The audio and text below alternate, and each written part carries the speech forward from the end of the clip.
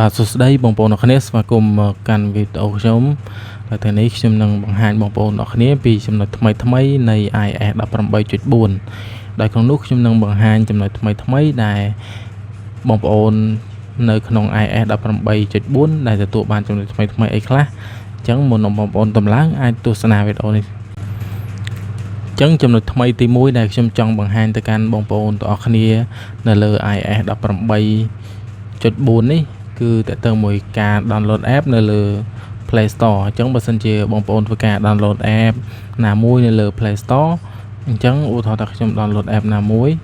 នៅលើ Play Store ឬខ្ញុំ download app នេះមួយចុះ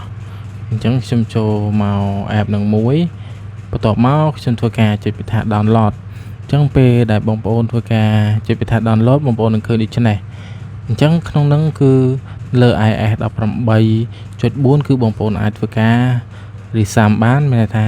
បងប្អូនអាចធ្វើការឈប់ download បានបន្ទាប់មកបងប្អូនចង់ download នៅពេលក្រោយគឺបងប្អូនគ្រាន់តែចុចលើនឹងមកគឺវាធ្វើការ download បន្តបានអញ្ចឹងសម្រាប់ iOS ក្រោមនឹងគឺអត់អញ្ចឹងទេគឺវាធ្វើការចុចលើនឹងតែម្ដងគឺធ្វើការ cancel ក្នុងការ download តែម្ដងអញ្ចឹងអត់ដូចនៅលើ iOS 18.4 នេះទេបងប្អូនអាចឃើញអញ្ចឹងវាងាយស្រួលមែនទែនពេលដែលយើងចុចអញ្ចឹងយើងអាចទៅឃើញ app នេះគឺធ្វើការ scope អញ្ចឹងយើងអាចចុចលើនេះក៏បានវាធ្វើការ download មួយសារទៀតអញ្ចឹងវាពិតជាល្អសម្រាប់បងប្អូនដែលគាត់តែចង់download ឬថាបងប្អូនអត់សូវមានអ៊ីនធឺណិតចាំមាន Wi-Fi បាន download បន្តអញ្ចឹងក៏វាងាយស្រួលមួយយ៉ាងដែរបងប្អូនអរគ្នាអញ្ចឹងសម្រាប់ចំណុចថ្មីទី2ហ្នឹងគឺបងប្អូនអាប់ដេតទៅកាន់ iOS 18.4 បងប្អូននឹងទទួលបាននៅ emoji ថ្មីនៅលើនេះមួយចំនួនបងប្អូនអាចឃើញដូចខ្ញុំដាក់បង្ហាញនេះគឺបងប្អូនអាចទទួលបាន emoji ថ្មីមួយចំនួននៅលើ keyboard របស់យើងអញ្ចឹងបងប្អូនអាចធ្វើការទាញយកបាននៅ emoji នោះដើម្បីទៅប្រើប្រាស់បាននៅលើ iOS 18.4 អញ្ចឹងចូលមកដល់ចំណុចទី3ដែលខ្ញុំចង់បង្ហាញបងប្អូនពីចំណុចថ្មីនោះគឺពាក់ព័ន្ធជាមួយនឹង control center គឺបងប្អូន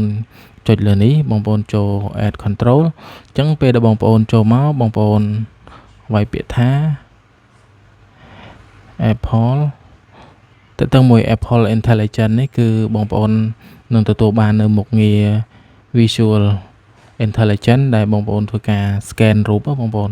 បើទៅបើកាមេរ៉ាដើម្បីធ្វើការ scan ជាមួយនឹងរូបភាពហើយយើងអាចស្វែងរកនៅរូបភាពហ្នឹងគឺងាយស្រួលជាងមុនពីមុននៅ iOS មុនគឺយើងអាចទទួលបានមុខងារនេះនៅលើនេះទេតែមុខងារហ្នឹងគឺមានតែយើងអាចទទួលបាននៅលើ